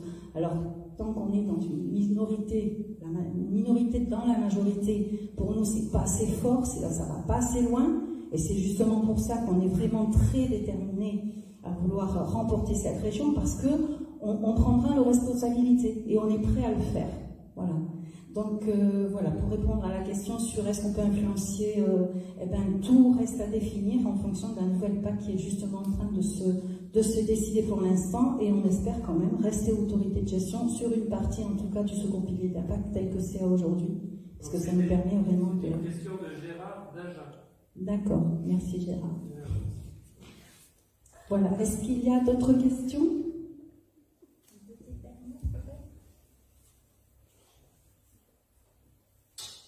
Petite dernière question? Oui, Annick. Oui, moi je voulais poser une question à Bernard. Il y a que Terre de Liens dont aide à l'installation, mais est-ce qu'il y a un suivi au début du paysan? Il y a un suivi. Oui. Alors, le suivi, disons que parce que acheter une ferme et installer dessus un agriculteur, c'est quand même un parcours, j'ai presque envie de dire, un parcours du combattant. Hein. C'est pas simple parce que c'est un engagement important, et puis l'activité agricole a quand même des contraintes, c'est une entreprise qu'il faut mettre en place, donc il y a tout un travail d'accompagnement avant même l'installation, par terre de lien, du porteur de projet en particulier. Ensuite, alors il faut bien savoir qu'à partir du moment où le jeune est installé avec un bail, il est maître chez lui. Ça, c'est le code rural. Ceci dit, le groupe de bénévoles, localement, est à sa disposition s'il y a besoin d'un coup de main par exemple, pour l'aider à trouver des débouchés, ou un coup de main quelquefois très concret, hein, s'il y a des clôtures à faire, s'il y a de l'élevage par exemple, ou s'il faut donner des conseils sur ces rapports avec l'administration ou autre chose. Non, c'est le rôle du groupe local, groupe constitué de bénévoles. Hein. Nous sommes tous bénévoles au niveau du groupe local et des autres instances de la guerre. Donc voilà. Mais le fermier sur ses terres, il est maître chez lui.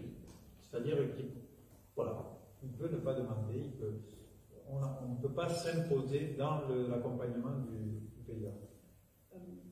En tant que moi aussi responsable de Terre de Liens, j'ajouterai à ce que dit Bernard le fait que Terre de Liens ne travaille pas tout seul. On travaille aussi en réseau avec les associations de développement de l'emploi agricole, qui sont des associations régionales qui sont en lien avec la Confédération paysanne, donc d'accompagnement à l'agriculture paysanne, les AFOC, les CIVAM. Enfin bon, voilà, on travaille en réseau de façon à aider à la fois à l'installation et à l'accompagnement, bien évidemment, si l'agriculteur en est demandeur. Il a tout à fait le droit de s'adresser à la grande maison s'il préfère. C'est-à-dire la chambre d'agriculture, par exemple. Voilà. Oui, mais cet aspect-là, effectivement, ça c'est important, parce que le groupe de bénévoles Terre de Liens est constitué le plus souvent par une majorité de personnes qui ne sont pas de l'agriculture, et donc le plus souvent, il n'y a pas forcément les compétences pour l'aider, par exemple, dans son métier. Mais par contre, il y a, oui, des organisations amies, proches de nous, dont c'est le rôle de les accompagner. Les associations d'agriculture biologique aussi, bien sûr.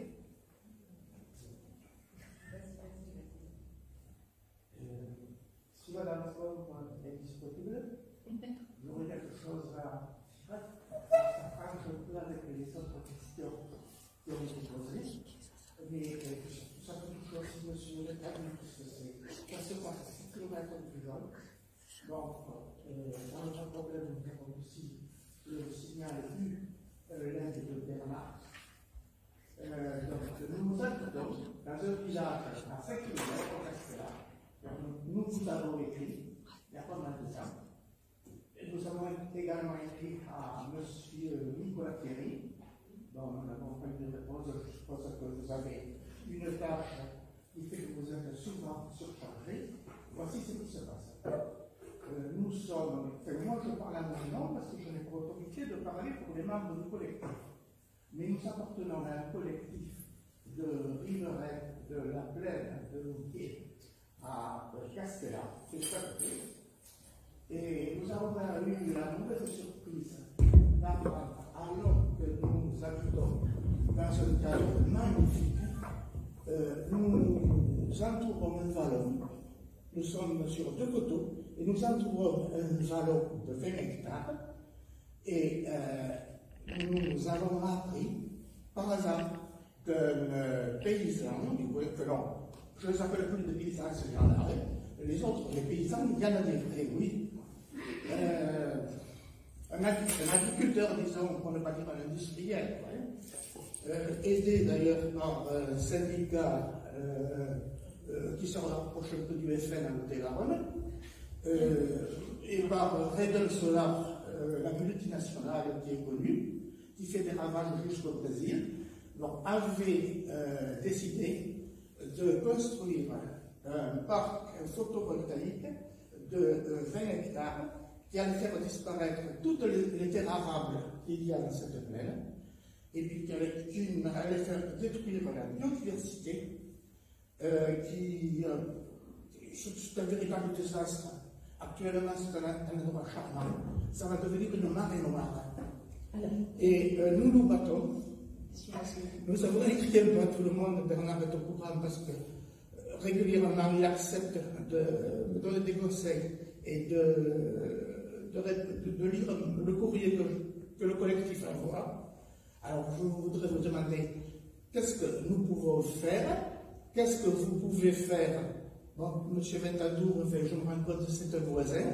Vous, j'espère bien que vous serez élu au conseil régional, tous les deux. Qu'est-ce que nous pouvons faire, qu'est-ce que vous pouvez faire, sachant que dans toutes les lettres que nous avons envoyées au préfet, à des tas d'élus, ceux qui ont répondu, on nous dit que la décision appartiendra finalement à monsieur le préfet, celui qui a pris la place de l'ancienne préfète, qui a cautionné le lac de Caussade, qui, même à Popilly, dit que c'est complètement illégal ce lac. Bon, mais nous nous méfions, vraiment. Et nous avons trop peur. Oui. Je ne peux pas là en direct parce que nous sommes retransmis par Internet et la plupart des téléspectateurs, entre guillemets, nous suivent par rapport à ces questions et à ce programme qui est établi. Moi, je peux vous donner juste les lignes directives, mais après on parlera de projets ou de choses particulières après, comme je vous l'ai dit. Alors, d'une manière générale, évidemment, nous sommes pour tout ce qui est de l'ordre des énergies renouvelables. Dès lors que ça part, c'est exactement la même question, la même problématique que les projets alimentaires territoriaux, dès lors que ça part d'une volonté locale. Sur le photovoltaïque, alors nous préconisons bien évidemment le déploiement du photovoltaïque, mais d'abord sur les toitures. Pas dans la nature. Le moins possible. Maintenant, il y a des choses qui arrivent en agrivoltaïsme qui peuvent être voilà, sur les anciennes carrières, sur toutes les terres artificialisées, bien évidemment.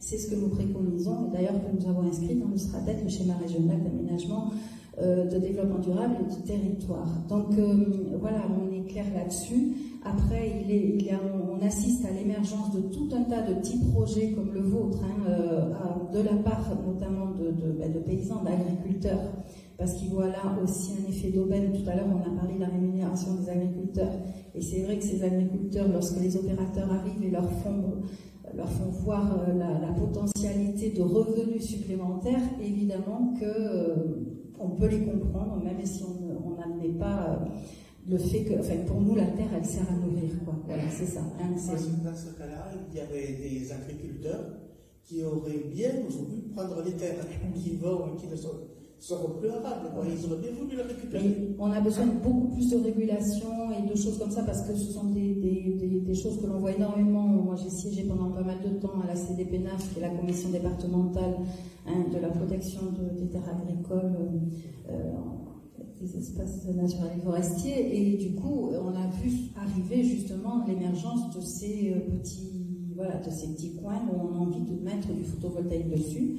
Tout est une question, quelque part, de revenus, c'est-à-dire si les agriculteurs sont réellement payés pour le coût du travail qu'ils produisent, et puis avec cette finalité qui est quand même de nous nourrir toutes et tous, il n'y aurait pas de quête à vouloir avoir des revenus en installant du photovoltaïque sur leur terre agricole, bien évidemment. Donc, comme je vous l'ai dit tout à l'heure, j'ai pris votre carte et on regardera le dossier de près. Donc, je dis bonsoir à... Ça, c'est... Nicolas. Donc, je suis là. Voilà, bonsoir Nicolas. Donc, on peut t'es là, il y a de la lumière, on peut pas éteindre? Oui, on va éteindre la lumière. Au-dessus de... Vous pouvez applaudir Nicolas. Bienvenue à Pujaud, Nicolas. Pour de vrai, bientôt, pour fêter la victoire. Bien, donc nous venons d'écouter bien religieusement Brigitte Alain, qui est donc candidate au régional sur le département de Dordogne. Qui nous a fait le plaisir de venir en voisine, en fait, pour parler des projets alimentaires territoriaux. Et puis Bernard Perret, donc, que tu connais bien, puisqu'il a été élu à la région aussi, pour parler de terre de liens et du foncier et des installations. Donc voilà, nous voulions t'écouter un petit peu pour que tu déclines les propositions fortes de notre programme que nous avons construit, et puis pour t'écouter aussi.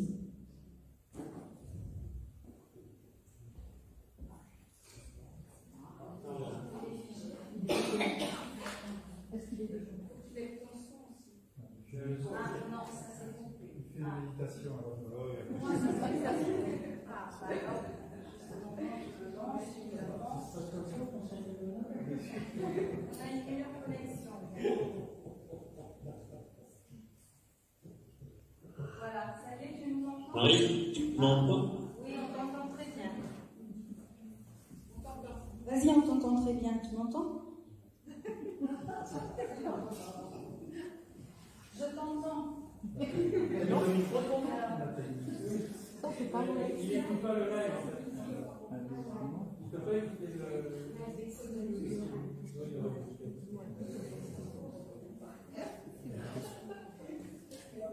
En général, je disais que ça d'ailleurs. Moi, tu viens voir un chat. Oui, salut. Bon.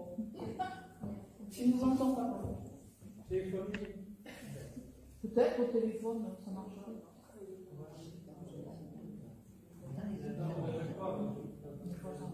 On enlève le câble. Non.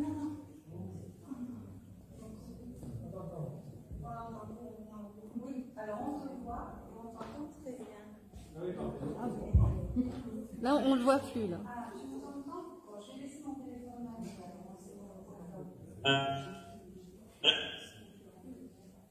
Ça y est. Ça y est, tout le monde m'entend, tout le monde me voit. Bon, on applaudit.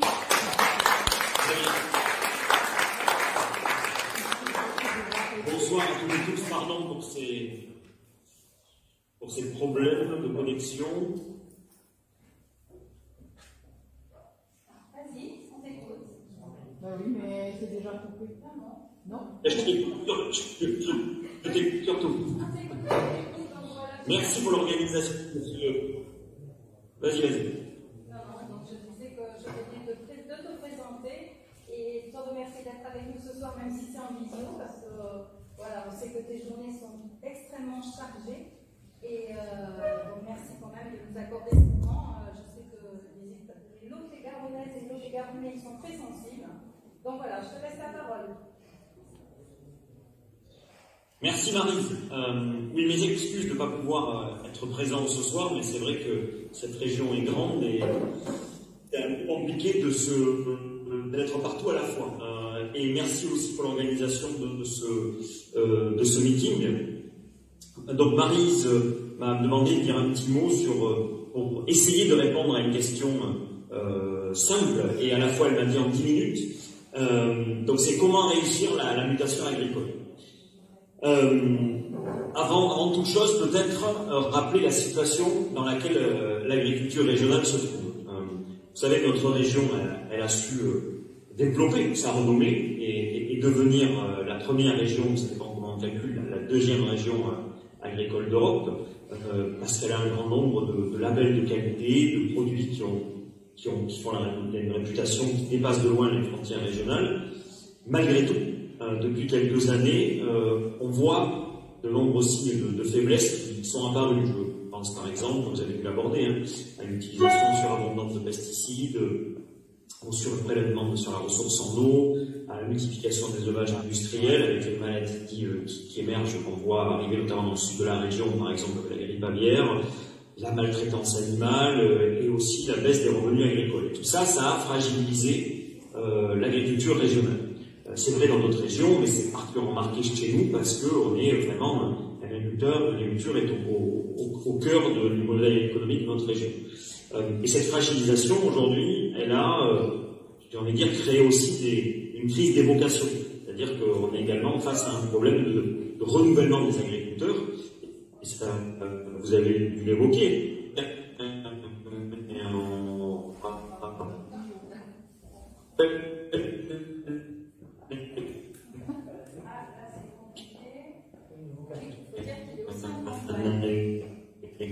Recule sous le coup du béton, de l'artificialisation des sols. Et pour vous donner un ordre d'idée, entre 2010 et 2020, c'est 123 000 hectares en Nouvelle-Aquitaine qui ont disparu. Alors ça parle peut-être pas à tout le monde, 123 000 hectares, mais pour vous donner une moins vague représentation, c'est 20 fois la superficie Bordeaux. Donc c'est 20 fois la superficie Bordeaux en termes de terres agricoles en 10 ans qui ont disparu sous le béton. Voilà pour ce qui est aujourd'hui des défis à surmonter et assez rapidement dans la décennie qui vient. Et en fait, que ce soit les pesticides, que ce soit les revenus des agriculteurs, que ce soit les foyers de maladies comme la grippe aviaire, que ce soit la maltraitance ou le surprélèvement des animaux ou le surprélèvement de la ressource en eau, tout ça trouve sa cause dans un dénominateur commun, qui est l'agriculture industrielle et intensive qui a amené le monde agricole au bord du précipice.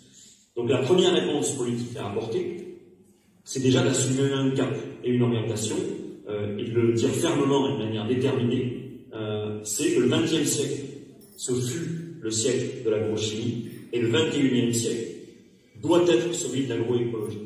Pourquoi l'agroécologie et vous le savez, mais c'est bien de le redire, parce que c'est une agriculture qui régénère les stocks du carbone dans les sols, et préserve la ressource en eau et favorise la biodiversité. On rappelle les chiffres, hein, c'est un tiers des oiseaux qui ont disparu en 15 ans, 80% des insectes volants qui ont disparu en 3 décennies.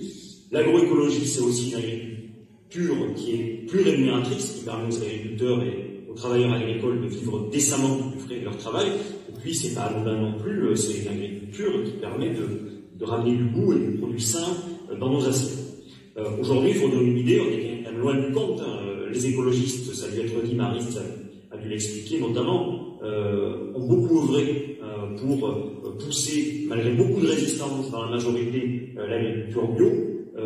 Et les avancées qu'il y a, c'est vraiment grâce aux écologistes.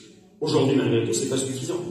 C'est-à-dire que, pour vous donner une idée, c'est, pour être précis, c'est 8,2% des surfaces agricoles aujourd'hui qui sont en bio en Nouvelle-Aquitaine et c'est 11% des exploitations.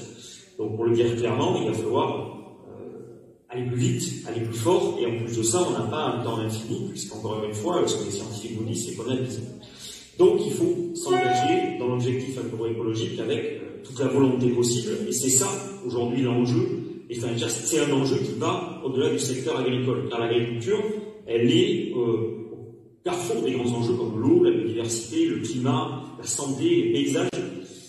Et en fait, pour le dire un peu rapidement, l'agriculture, c'est un enjeu civilisationnel aujourd'hui. Et c'est ça, c'est pour ça que c'est un thème que l'on a mis aussi au cœur de notre projet régional. Et la liste, justement, que nous portons collectivement, elle propose un certain nombre de choses pour être à la hauteur de ces défis. Je vais vous en citer rapidement quelques-unes de ces solutions. La première, en termes de solutions politiques, la première, c'est de lancer un grand plan agroécologique. Pourquoi? Pour opérer une sortie totale des pesticides et engrais de synthèse d'ici 2030. C'est pour se fixer l'objectif aussi d'atteindre 50% des terres agricoles labellisées en bio d'ici 2030. Évidemment aussi pour reconquérir la biodiversité sur toutes les terres agricoles et pour améliorer leur but d'agriculteurs. Ça, c'est la première proposition, c'est réorienter l'argent public qui aujourd'hui est destiné à l'agriculture industrielle, le réorienter vers un grand plan agroécologique pour notre région. La deuxième proposition, elle est assez inédite. Je sais que ça a parlé à Bernard Perret qui a beaucoup œuvré avec Terre de Liens. On a parlé ensemble. Déjà, là, l'idée, c'est le faire à une échelle institutionnelle, c'est que la région achète directement, d'ici 2028, 60 000 hectares de terres agricoles, donc durant le prochain mandat, pour confier ces terres à un conservatoire régional des terres agricoles. L'objectif de cet achat de terres agricoles, il y en a plusieurs. Le premier, c'est de lutter contre, on l'a évoqué, contre l'artificialisation et la destruction des terres arables. Deuxièmement, de faciliter l'installation d'agriculteurs et aussi de créer des espaces de formation à l'agroécologie. Et par ailleurs, ces terres vont servir à fournir les cantines de nos lycées en produits biologiques et locaux, ce qui, par ailleurs, assurera un débouché stable et local aux agriculteurs, ce qui sera aussi bon pour leurs revenus. Et je précise au passage que dans les cantines des lycées, toutes celles qui sont gérées par la région, le bio sera accessible à toutes et tous grâce à des tarifs sociaux progressifs jusqu'à la gratuité totale pour les quotients familiaux les plus bas. Ensuite, il y a un autre enjeu, un autre choix politique à faire assez fort. Notre proposition, c'est aller vers un mode d'élevage plus durable, extensif, plus responsable et plus respectueux du bien-être animal. Et pour ça, on réorientera les aides aux éleveurs pour l'amélioration des conditions de vie des animaux d'élevage. Et il y aura un arrêt clair et net au soutien à l'agrandissement des élevages industriels et intensifs. Une autre proposition, je vois le temps filer, donc je vais assez vite, mais l'autre proposition, je ne peux pas le développer là, mais il y a aussi un enjeu très fort en termes de formation. C'est-à-dire qu'il faut garantir une formation à l'agroécologie pour l'ensemble des agriculteurs et des agricultrices qui souhaitent s'engager dans la transition, à la fois pour ceux qui sont déjà aujourd'hui agriculteurs, qui ont besoin de mener une transition, il faut être à leur côté en termes de formation, financièrement aussi. Mais il y a aussi, quand on parle d'un agriculteur sur deux qui va partir à la retraite, il va y avoir un fort renouvellement. Il y a évidemment les jeunes qui sont aujourd'hui formés dans les lycées agricoles, et on pourra en parler longuement, mais probablement pas encore assez formés à l'agriculture biologique. Mais il y a aussi des néo-agriculteurs, des gens qui vont se reconvertir, on le voit de plus en plus, qui vont arriver. Et là, il y a un enjeu très fort en termes de formation à l'agroécologie et surtout de suivi de formation en temps réel sur les fermes.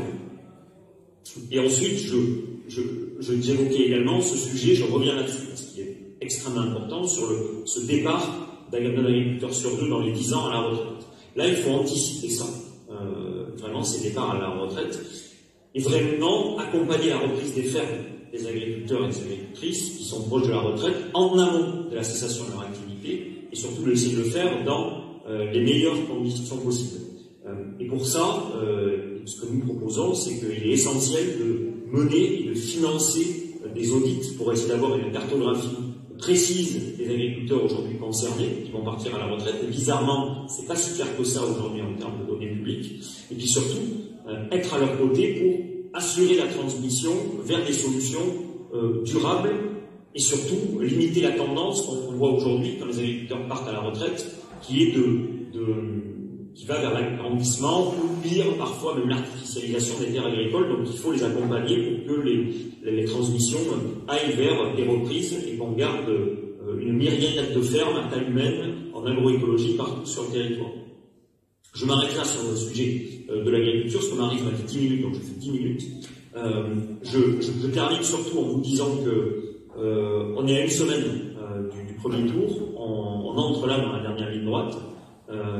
Beaucoup trop encore de néo-aquitains ne savent même pas encore qu'il y a des élections ce week-end. D'ailleurs, ne pensent pas aller voter quand ils le sortent. On sait que l'abstention va être très élevée. Et les quelques jours qui sont devant nous, ils doivent être mis à profit pour mobiliser nos entourages, nos réseaux, nos voisins, nos amis. Parce que vraiment, chaque voix va compter. Et l'enjeu, il est immense. C'est que le vote qui va avoir lieu le 20 et le 27 va conditionner l'avenir de notre région pour les 10 années à venir. Et ces 10 années à venir, les scientifiques le disent, c'est probablement notre dernière fenêtre politique pour agir. Donc, ce rendez-vous, là, à partir du week-end prochain, il est absolument fondamental. Et on peut gagner cette région. Les sondages, ils ne lisent pas dans les boules de cristal. Tout est encore possible. Et j'ai envie de vous dire, je termine là-dessus, il faut que les forces du changement l'emportent vraiment sur celles de l'inertie. Donc, allez voter et surtout faites voter, parce que vraiment, votre bulletin et chaque bulletin peut changer les choses. Et je m'arrête là, je dois être à juste à 10 minutes. On va gagner! Merci à vous pour l'invitation. Merci beaucoup, merci à toi, et puis on va te laisser, donc, et à très bientôt. Ouais, très bonne.